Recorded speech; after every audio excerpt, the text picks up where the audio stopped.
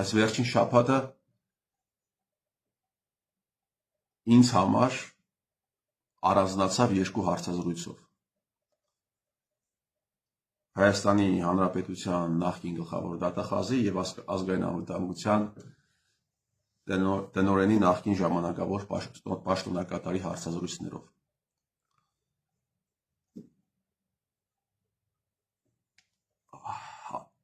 Արտուր Դավթյանը Նիկոլի հանցակիցներից մեկը հարցազրույց է տալիս եւ ի պատասխան Արտուր Վանեցյանի հայտարարությունների, որ եթե ես 2019 թվականին իր պաշտոնավարման ընթացքում Նիկոլ Փաշինյանին ձերբակալել դատախազությունը խոչընդոտելու էր այդ process-ին, մոտավորապես եմ մեջ բերում, հայտարարում է ընդդիմադիր դարձած արդեն Արտուր Դավթյանը, որ եթե ազգային անվտանգության ծառայությունը ինձ ներկայացներ հիմքեր, ինքը Փաշինյան Նիկոլին կձերբակալեր, դատախազությունը Փաշինյան Նիկոլին կձերբակալեր։ Այսինքն ամիսներ շարունակ, տարիներ շարունակ Փաշինյան Նիկոլը իրականացրել է բազմաթիվ հանցագործություններ, կոծկել է բազմաթիվ հանցագործություններ, հիմա այս երկու ինստիտուտների ներկայացուցիչները մեկը մյուսի վրա են գցում, թե ինչու օրինակ մինչև պատերազմը կամ պատերազմի ընթացքում չի ձերբակալվել Փաշինյան Նիկոլը։ Մինչ այդ էլ ես ձեզ ուզում եմ հիշեցնել, որ Արտուր Վանեցյանը ասում էր, որ Հայաստանի Հանրապետությունը վարչապետին ձերբակալելու ու կալանավորելու այդպիսի ինստիտուտ գոյություն չունի։ Մի անգամ էլ ասաց, որ եթե Փաշինյան Նիկոլի ռեյտինգը շատ բարձր է եղել, եթե Փաշինյան Նիկոլին ձերբակալեին, Հայաստանի Հանրապետությունում հուզումներ կսկսվեին։ Եվ այս մոտեցումները սա պետական պատկան մարմինների մոտեցումներն են, որովհետև սա հանրապետություն չէ, սա սուլթանատ է, որտեղ սուլթանը կարող է իր աշխատավայրում մարդ ուտել, բայց մնալ անպատիժ։ Դավթյան Արտուր, դու ասում ես, եթե հիմքեր ներկայացվեին, դու կձերբակալեիր երկրի ղեկավարին։ Ինձ մի բան է հետաքրքրում, դու աշխատավարձով ապրող դատախազ ես եղել մինչև 18 թվականից հետո։ Ինչ որ բան ինձ հուշում է, որ դու չոր աշխատավարձով չես ապրել։ Ինչ որ մի բան ինձ հուշում է, որ քեզ որպես գլխավոր դատախազի, թե Սերժ Սարգսյանի կառավարման տարիներին, թե Նիկոլ Փաշինյանի կառավարման տարիներին, քեզ որպես գլխավոր դատախազի ծրարներով որպես աշխատավարձ նաև հավելյալ գումար է վճարել երկրի ղեկավարը։ Ինչ որ մի բան ինձ հուշում է։ Եվ այս հանցավոր պրակտիկան արվել է նրա համար, հարգելի բարեկամներ, տեսեք, այս մարդիկ ոչ թե դատախազի օրինակ աշխատավարձը բարձրացրել են, այլ ցածր եղել դատախազի աշխատավարձը, համեմատաբար այդ պատասխանատվության, որը ստանձնել են, բայց ծրարով փողեր են տվել, այս պրեցեդենտը տարբեր պաշտոնների նկատմամբ է եղել, ինչի որպեսզի կարողանան կառավարելի դարձնել գլխավոր դատախազի կամ ազգային անվտանգության ծառայության կամ այլ պատկան կարևոր մարմինների ղեկավարների աշխատանքը, գործունեությունը։ Հիմա եթե դու, իսկ ես շատ կզարմանամ, եթե այդպես չլիներ, եթե դու աշխատավարձով ապրող մարդ չես եղել, աշխատավարձով ապրած պաշտոնյա չես եղել, դու ինչպես պիտի ձերբակալեիր քեզ վճարած կամ թույլ տված ղեկավարին փող աշխատելու, փող գարփելու, փող լափելու, ինչպես դու պիտի ձերբակալես Սերժ Սարգսյանին, ինչպես դու պիտի ձերբակալես Փաշինյան Նիկոլին, եթե Հայաստանի Հանրապետությունում եղել է այդ պրեցեդենտը, ինչպես, ինչու եք շարունակում դուք մոլորեցնել ժողովրդին, ինչու եք շարունակում դուք ոչխարի տեղ դնել, առանց այդ էլ այս վիճակում հայտնված ժողովրդին, ինչու։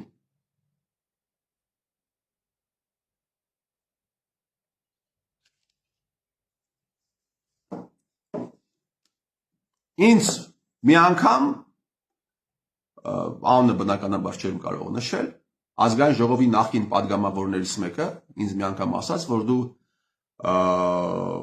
գլխավոր դատախազներին այդպիսի ավանդույթ է եղել ծրարով 50-60 հազար դոլար ամսեկան տալը։ Հիմա այս ավանդույթի մեջ գտնվող դատախազը ինչպես կարող է գործել օրենքի սահմաններում։ Երբ օրենքը խախտելու այդ գեներացիան տեղի է ունենում առաջին հերթին երկրի ղեկավարի կողմից։ Երկրի ղեկավարն է թույլ տալիս, որպեսզի օրենքները զանգվածաբար խախտվեն։ Ու հիմա դուրս ես եկել, ինչի մասին ես խոսում դու։ Բայց վաղ թե ուշ այս հանցագործությունների համար, այս հանցագործությունները կոչելու համար դուք կանգնելու եք դատարանի, դուք կանգնելու եք դատաստանի առաջ։ Ազգային անվտանգության ծառայության տնօրենի նախկին պաշտոնակատարը Միքայել Համբարձումյանը հարցազրույց է տալիս News AM-ին, որի ողջ ընթացքում, այդ հարցազրույցի ողջ ընթացքում կարմիր թելի պես, որպես ռեֆրեն գնում է հետևյալ միտքը, որ Փաշինյան Նիկոլը իրականացրել է առերևույթ հանցագործություններ եւ այդ հանցագործություններում նաեւ այդ հանցագործությունների իրականացման գործընթացում նաեւ իր մեղքը հանցակցությունը ունի ազգային անվտանգության ծառայությունը։ Ողջ ընթացքում սա է, սրա մասին է ուղիղ, ոչ ուղիղ խոսում ԱԱԾ նախկին տնօրենի պաշտոնակատարը։ Ռազմական մեծամասշտաբ հանցագործություններ են տեղի ունեցել Հայաստանի Հանրապետության, Արցախի Հանրապետության նկատմամբ։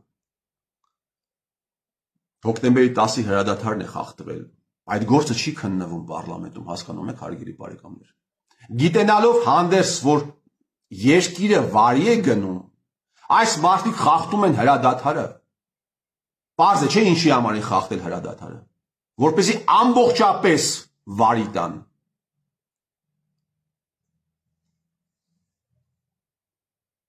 Թե պատերազմը, թե ընթացքը, թե երկիրը, թե դիմադրությունը, դիմադրողականությունը ազգի։ Եվ հասցնեն ռազմական գործողությունները իրենց ուզած տրամաբանական ավարտին։ Եվ այսպիսի մեծամասշտաբ հանցագործությունների հետ բազմաթիվ հարյուրավոր մանր-մունր հանցագործություններ, որի մեջ կամ հատախված է եղել ազգային անվտանգության ծառայությունը, կամ անուղղակի մասնակից է եղել, թույլ է տվել, որ այդ ամենը տեղի ունենա։ Այսինքն թիվ 1 պատասխանատուն է։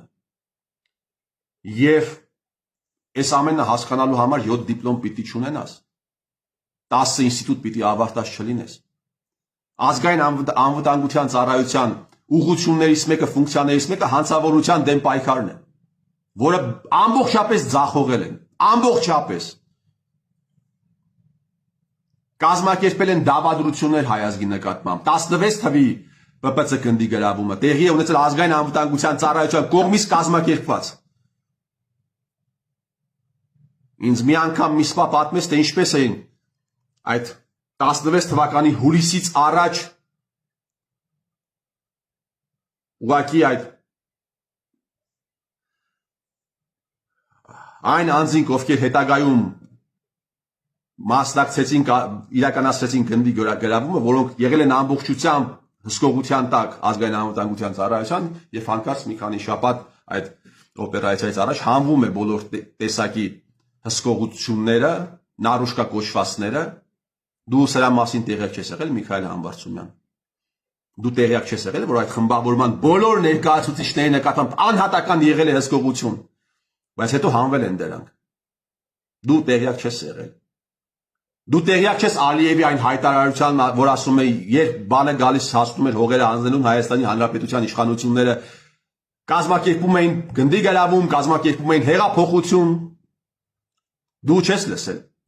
Երբ Փաշինյան Նիկոլը 18 թվականին Գյորգի Կուտոյանին շնորհակալություն էր հայտնում վերջին փողոցային շարժման ժամանակ հնարավորինս անելու համար,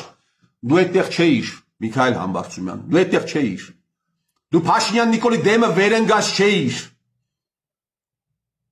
որտեղ ինքը բաց խոսում է, որ այս ամենը կազմակերպվել է ԱԱՑ-ի կողմից եւ հետո պիտի բարձվեր նաեւ, որ Փաշինյան Նիկոլը շրջապատված է եղել ազգային անվտանգության ծառայության գործակալներով։ Ու հետո այդ գործակալները դարձան Բիրդան աղեք։ 21 թվականին Արթուր Վանեցյանը հարցազրույց է տալիս 168-ին, ասում է տանում էինք տեղեկատվները, դնում էինք թե ինչ է անում Փաշինյան Նիկոլի կողմնակիցները, ինչ կոռուպցիոն գործարքների մեջ, ասում եք տեղեկատվները վերցնում, բարի ուղիղ իմաստով կոծվում էր։ Դնում էր դարակները, որ ստիպել է ազգային անվտանգության ծառայությունը շարունակի այդ վատ ավանդույթը, գաղտնա լսել բոլորին եւ ինչի արդյունքները, այսպես ասած, մենք հիմա տեսնում ենք։ Եվ սա ԱԱՑ-ի կողմից է կազմակերպված եղել։ Ու դու այսքան բանից հետո հաղորդման վերջում ասում ես ինչ որ մարդիկ կան, ուզում են հայտարարում են, ուզում են ներկայացնեն, թե ազգային անվտանգության ծառայության գործակալ լինելը այիբ է։ Բա այս հանցավոր կազմակերպության գործակալ լինելը ինչ է։ Միքայել Համբարձումյան, այիբ չէ։ Այսինքն ես մի բան եմ ուզում հասկանալ։ Դուք ամորալ դեբիլ եք, թե ձեզ եք դրել ամորալ դեբիլի տեղ։ Ես ուզում եմ հավատալ, որ այնուամենայնիվ դուք ձեզ դրա տեղն եք դրել, այլ ոչ թե այդպիսին եք։ Եթե այսքան հանցագործություն է տեղի ունեցել ազգային անվտանգության ծառայության կողմից ԱԱՑ գործակալ լինելը այիբ չէ։ Եթե այսքան հանցագործություն է տեղի ունեցել ազգային անվտանգության ծառայության կողմից մարդիկ տարիներ շարունակ ընդդիմադիր գործունեություն են ծավալել, բանից պարզվում է ինքը գործակալ է, ասում է գործակալների ծածկանուններով են դիմում։ Բա ինչով դիմենք Արարատ Միրզոյանին, Արարատ Սամվելովիչ դիմենք, Արարատ Սամվելովիչ դիմենք, թե գործակալ Օմեգա։ Դուք կարող եք տանել Արարատ Միրզոյանին դնել ձեր կազմակերպության պատակոնիկին եւ առավոտից երեկո պարոն Արարատ Սամվելովիչ ասել, բայց ժողովրդի համար Արարատ Սամվելովիչը գործակալ Օմեգա է։ Եվ Արարատ Սամվելովիչի պես հարյուրավոր մարդիկ կան, ովքեր եղել են քրեական հեղինակություններ, եղել են դատավորներ, եղել են ժուրնալիստներ, եղել են խմբագիրներ, եղել են ընդդիմադիր քաղաքական գործիչներ, ովքեր առավոտից երեկո Սերժ ու Ռոբերտ են քրվել, հիմա էլ Նիկոլ Փաշինյան են քրվում, բայց բանից պարզվում է ձեր գործակալներն են։ Պղծում են հանրային մթնոլորտը, պղծում են այս հողը, մոլորեցնում են մարդկանց։ Բա սա այիբ չէ, Միքայել Համբարձումյան։ Դու քո զավակին կթողնեիր դառնալ ազգային անվտանգության ծառայության գործակալ։ Դու կթողնեիր, եթե մի օր քո զավակը, չգիտեմ, ունես չունես, քո երեխան գա եւ ասի, պապա, գիտես ինչ կա, ես դարձել եմ ազգային անվտանգության ծառայության գործակալ, դու կուրախանաս դրանից։ Այս ազգային անվտանգության ծառայության գործակալը։ Եթե քեզ ասեին, որ Արգիշտի Քյարամյանի ինստիտուտը կամ Միքայել Էդուարդ Մարտիրոսյանի ղեկավարած ժամանակահատվածում քո զավակին բան են արել, հավաքագրել են եւ մտցել են կեղտոտ խաղերի մեջ, դուք ուրախանայիր, չէ՞։ Չէի ուրախանա, որովհետեւ գիտես դա ինչ է։ Ու հիմա այսքան բանից հետո դու ուզում ես ասել, որ ԱԱՑ գործակալ լինելը դա այիբ չի։ Միքայել Համբարձումյան, հա։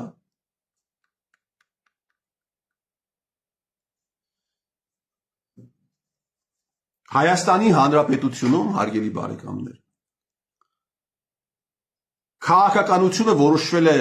ինչպես մի անգամ Շանթ հեռուստաընկերության եթերում անալոգիա բերեցի միջնադարյան Իսպանիայի հետ Կամարիլիայի ներկայացուցիչների կողմից, դա Կամարիլյան դա սենյակ էր, այսպես որտեղ հավաքվում էին ստվերային կամ ոչ ստվերային ղեկավարները որոշումներ էին կայացնում, Հայաստանի Հանրապետության պարագայում կարելի ասել կապտյորկա։ Հայաստանի Հանրապետության սենյակը ոսկեղենիկ հայերենով ասած կապտյորկան է։ Եվ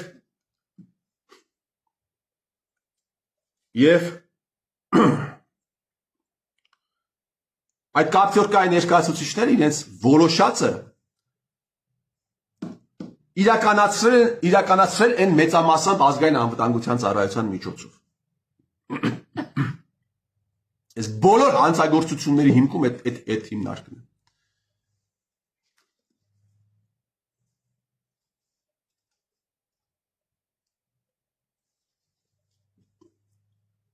Ղուկասի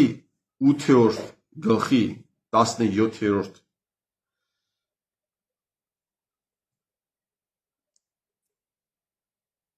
մասում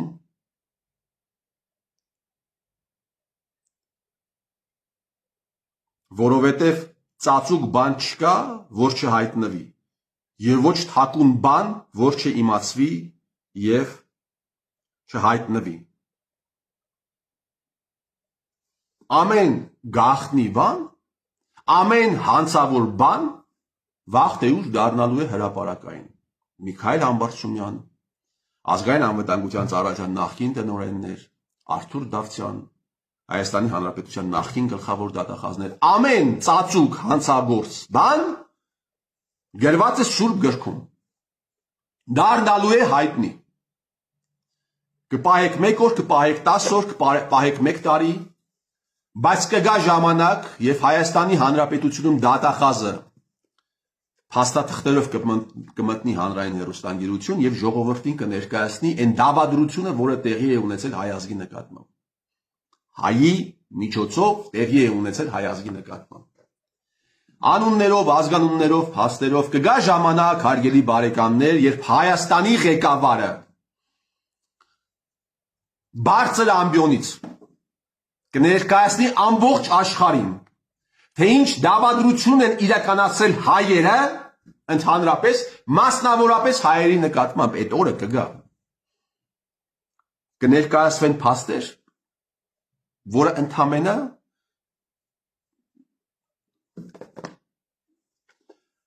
պետք է ընդունել։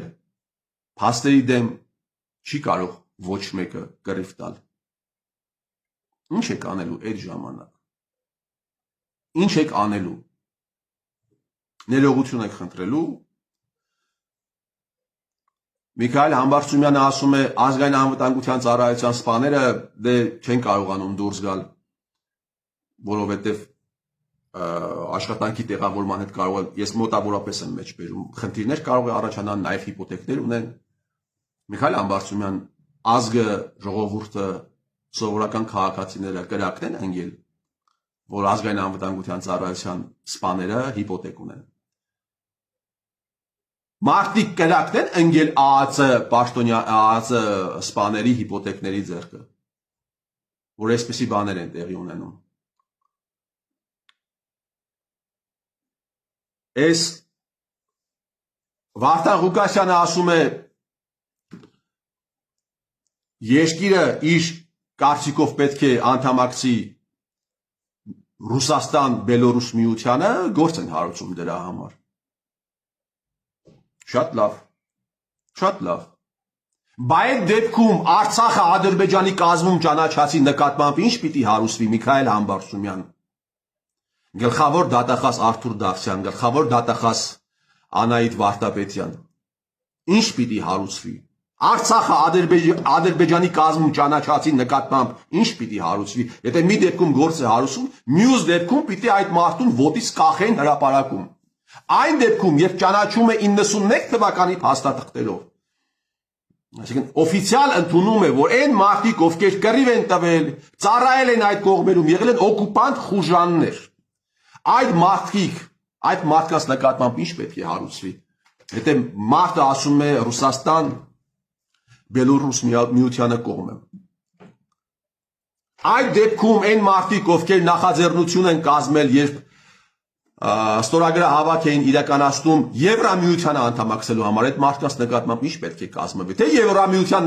Եվրամիության մեջ մտնելը սուվերենության խախտում չի։ Ռուսաստան-Բելորուս միությանը անդամակցելը սուվերենության խախտում է։ Հնարավոր չէ այս հարաբերություններով այս պետությունը շարունակի իր գոյությունը, ինքը չի կարող։ Այս կրկնակի, ավելի ճիշտ երկակի ստանդարտները քանդում են ուղղակի ամեն ինչը ներսից։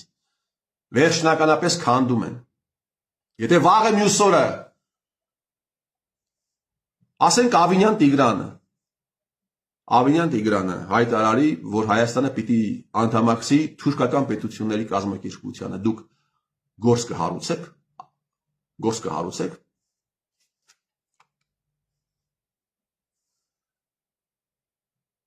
Իհարկե չեք հարուցի, որովհետև դուք օրենքը, իրավապահ համակարգը օգտագործում եք ամբողջությամբ մտցրել եք ձեր տակ եւ օգտագործում եք ըստ նախասիրության։ 25 միլիարդ դրամ մսխելու, կորելու արիթով ոչ մեկ պատժված չի։ Առերևույթ այդ ծանր հանցագործ մեծամասշտաբ, այդ ծանր մեծամասշտաբ տնտեսական հանցագործության հետ բոլոր փաստերը խոսում են նրա մասին, որ կապ է ունեցել Երևանի քաղաքապետը։ 25 միլիարդ դրամ, պատկերացնում եք, հարգելի բարեկամներ։ Մեկը 10,000 դրամ կաշառք միտեղ վերցնի, մի մոլորված գետնին պարկեցնելով, բան անելով կգան կտանեն, եթե իրենցից մեկը չի։ Տեսեք ինչեր են սրանք անում։ Տեսեք ինչեր են սրանք անում։ Տնտեսական հանցագործությունների դեմ եք պայքարել դուք, Միքայել Համբարձումյան։ Ես իշքան գիտեմ, ձեր հարազատներից մեկը եւս կապ ունի այս փողերի վատ նման հետ։ Իշքան գիտեմ։ Ամեն թակուն բան դառնում է հայտնի, հարգելի բարեկամներ։ Փաշինյան Նիկոլը ստեղծում է ներ հասարակական կոնֆլիկտներ։ Հիմա տեսեք եկեղեցու հետ կապված կոնֆլիկտ է սկսել։ Եվ այդ կոնֆլիկտի մեջ Փաշինյանը կոնֆլիկտային մարդ է, դա իր տարեշքն է։ Ինքը փորձում է այդ կոնֆլիկտում կայանալ, մշտապես։ Իր ողջ կյանքն է եղել դրա վերաբերյալ։ Բայց Փաշինյան Նիկոլը կոնֆլիկտ չի ունեցել նախկին ռեժիմի հետ, որովհետև ինքը եղել է նախկին ռեժիմի մարդը։ Եվ դա ցույց է տալիս Փաշինյան Նիկոլի նաև գործողությունները։ Ոչ մի մարտակեր, սրիկա, իրենց հրճակած թալանչի չի պատժվել։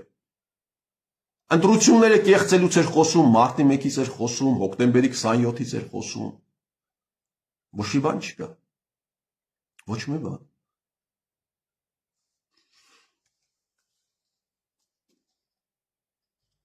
Այդ մարդիկ ինչպես լավ էին զգում իրանց, այդպես էլ լավ են զգում մինչև հիմա։ Ու այդ հասարակական պահանջը չի ձևավորվում, Փաշինյան Նիկոլ։ Ինչով է պայմանավորված այդ մարդկանց ազատության մեջ լինելը, ինչով։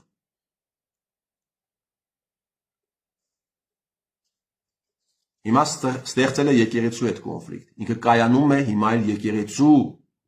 կոնֆլիկտի ֆոնին։ Կուսակրոնության ուխտի խախտման դեմ է խոսում Փաշինյան Նիկոլը։ Ու չեն ասում, եթե դու կուսակրոնության ուխտը խախտելը քեզ համար որպես հայ առաքելական եկեղեցու հետևորդի, որպես քրիստոնյա, ես կասկածում եմ, որ դու քրիստոնյա ես, քրիստոնյա չի կարող այսքան ստահակ լինել, այսքան ստոր լինել։ Դու քրիստոնյա չես, Փաշինյան Նիկոլ, դու եթե քրիստոնյա լինեիր, հակաքրիստոնեական, քրիստոնեությունը ծաղրող տարրերի չէիր կարող նշանակել նախարարներ, աշխատակազմի ղեկավար։ Ուղղակի հիմա պետք է լինել քրիստոնյա, կլինես քրիստոնյա, վաղը պետք է լինել բուդդիստ, կլինես բուդդիստ։ Այն մյուս օրը պետք է լինել սոցիալ-դեմոկրատ, կլինես սոցիալ-դեմոկրատ։ Մեկ շաբաթ հետո պետք է լինել հոմոսեքսուալ, կլինես հոմոսեքսուալ, հասկանում ես, դու քրիստոնյա չես, դու ուղղակի մտնում ես թրենդի մեջ։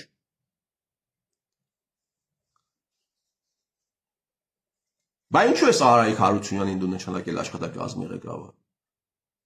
Բա ինչու ես Արսեն Թորոսյանին նշանակել սոցիալ-նախարար։ Ինչու։ Այդպիսի տարերին։ Այդ մարդը սուրբ գիրկը համեմատում է Շարլ Պերոյի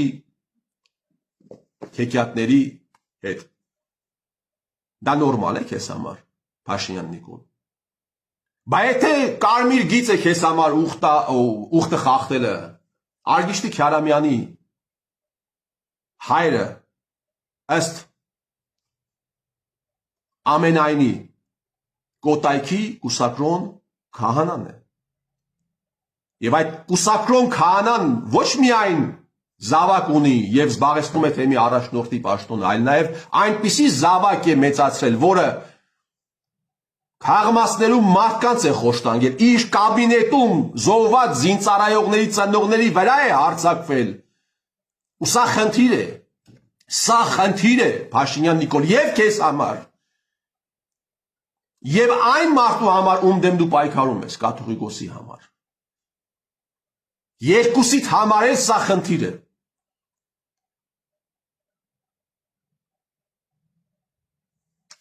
որովհետև դու քրիստոնյա չես։ Դու ուղղակի մտել ես տրենդի մեջ, ինչպես որ ժամանակին մտել ես տրենդի մեջ եւ ձևանում ես ուլտրա ազգայնական։ Դու ուլտրա ազգայնական չես, ուղղակի մտել ես դրա մեջ։ Հետո կամուֆլյաժը հակիցդ հանեցիր եւ հակար տրիկո։ Ավելի ճիշտ Ալիևը կամուֆլյաժը քո հակից հանեց եւ հագցրեց տրիկո։ Դու օրվա կուրսի հետ, Նիկոլ Փաշյան, օրվա կուրսի հետ։ Եվ այս ողջ գործընթացը ապահովում է քեզ համար իրավապահ համակարգը։ Իրավապահ համակարգը։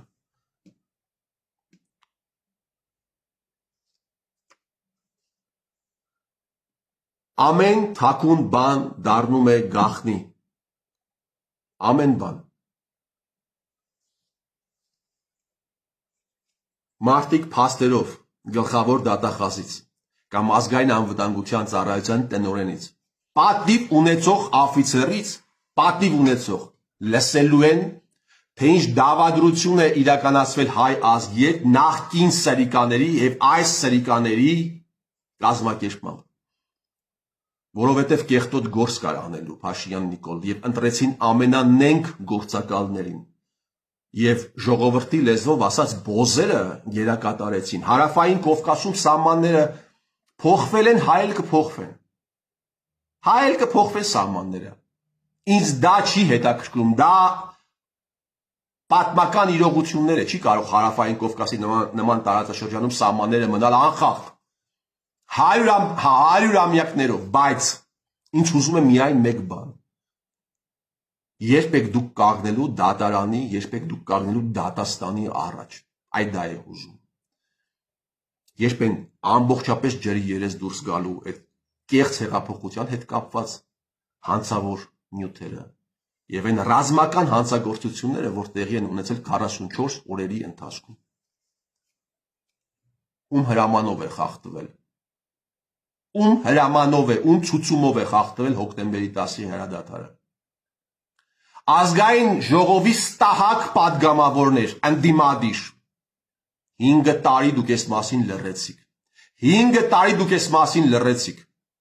Դուք պատասխանելու եք այն հարցին, թե ում ցուցումով եք, ում նկատմամբ կաշկանդվածության պատճառով եք լռել։ 5 տարի դուք լռեցիք, թե ինչպես է ստացվել, որ ազգային անվտանգության ծառայության գործակալները հեղափոխություն են իրականացրել այն ռեժիմի դեմ, որն իրենց հավաքագրել է։ 5 տարի դուք լռել եք, բայց դուք եւս ինքնախոստովանական ցուցմունքներով եք հանդես գալու եւ ներկայացնելու եք այդ ողջ հանգամանքները։ Ես մի անգամ մի լրագրողի հետ խոսեցի, ասում է դե մեզ 5-րդ ալիքի լրագրողի հետ նախքին ասում է դե մեզ չէին ասում, որ այս թեման ուղիղ ցուցում չկար, այս թեմայի մասին չխոսել, բայց բոլորս էլ հասկանում ենք, որ դա փակ թեմա է։ Որ դա փակ թեմա է։ Այդ թեմաները բացվելու են, որովհետև գրված է Սուրբ գրքում, այդպես։ Երանի այն օրը, երբ հայը կազատվի հայ ճիվաղներից, հայ սրիկաներից, տա Աստված այդ օրը բերի հայը, եթե ոչ թող այդ օրը բերի օտարը, թող օրհնյալ լինի այդ օրը, երբ այս խեղճ ու կրակ ժողովուրդը կազատվի այս տահակներից, իշխանություն, դաշնակ, մաշնակ, այդ ովքեր մտել են դաշինքի մեջ հայ ազգի դեմ, երանի այդ օրը։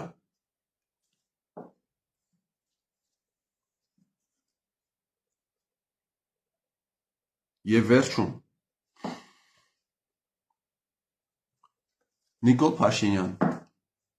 2023 թվականի դեկտեմբերին, շատ եմ խոսել, 23 թվականի դեկտեմբերին, ջրում եք ժողովրդական լեզվով ասած Արցախում տրված $800 միլիոն վարկերը, ջրում եք, 70% կառավարությունն է ստանձնում, 30% դուրս են գնում առևտրային բանկերը։ Ովքեր են այդ վարկային փաթեթի մեջ 10 ամենախոշոր վարկառուները։ Ինչու չես հրապարակում։ ամեն ինչը խախտել ես, ինչու չես հրապարակում։ Եվս մեկ ապացույց, որ դու Փաշինյան Նիկոլ, դու եւ քեզ իշխանության բերած ստահակները առ այսօր գտնվում եք մեկ օղակի մեջ։ Եվ այդ օղակը փլուզվելու է։ Այդ օղակը փլուզվելու է։ Վարկառուների անուններն էլ մարդիկ կիմանան։ Անպայման կիմանան։ Ես ձեր տիրոջն եմ։